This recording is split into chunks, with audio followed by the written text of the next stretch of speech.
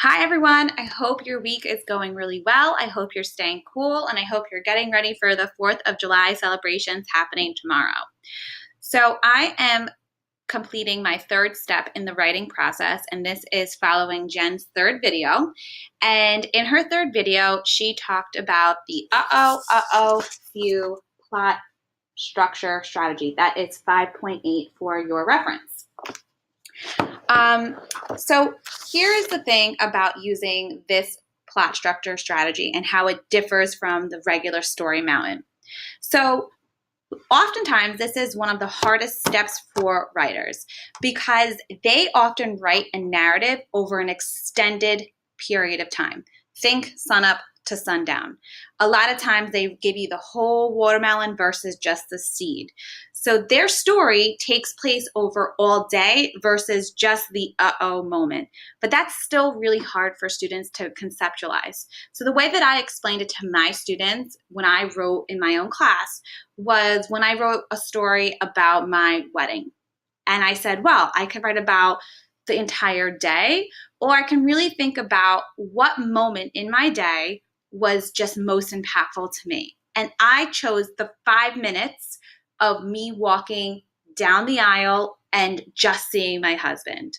So versus the entire day, me getting ready, me, talking with my bridesmaids versus me opening up the doors, stepping foot onto that first aisle, and then walking down and writing about those emotions. So when you kind of explain to them that a narrative should only be about 5 minutes of the time and start with the biggest internal or your nervous energy, that changes the dynamic of your entire narrative piece.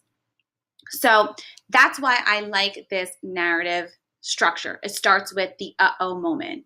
It reminds students that you can play with the setting, time, and place for effect. So I'm going to show you what I did in my own writing. So originally in my seed idea, I said that Frankie was in her room. I'll reread it for you. As Frankie sat staring at her mirror, she knew today's hospital visit would bring news. For the past year, all the tests, needles, and specialists had an opinion, a vague timeline that provided no answers and all the answers at the same time. So what I did was I moved my timeline up, and I thought about what the biggest moment was and how I can play with the time and place for the biggest effect. So I created my own few structure, and I decided to move the timeline up to the doctor's office waiting. And that's how I'm playing with effect. So rather than me sitting in my room and talking about the drive and talking about like just my internal thoughts, I thought that that wasn't the biggest moment. I think generally when you're at the doctor's office, that's when your nervous energy it kind of bubbles up more. Then I thought about what am I doing in that room? Like what's happening in that room that's building the suspense.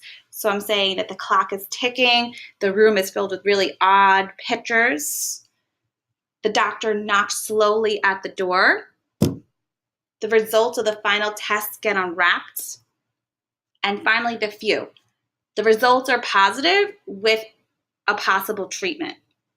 And then the theme, we're going to close out the story with a potential solution that's going to focus on life is hard and the best of days. So you can't go into every situation thinking of the worst. And that's how I'm going to close out this narrative. So I think what this strategy is really talking about for young writers or just writers in general is that don't be afraid that you need to talk about the entire day. Think about where you can move your story and where you can start for a lot of impact and a lot of, suspense. And I think that it allows the readers to really then be captured by the small details in your writing. And that's what kind of will make it stand out. So I hope that you are writing. I hope that you're sharing. And I hope that these videos are helpful. I signing off and enjoy your 4th of July. Bye, guys.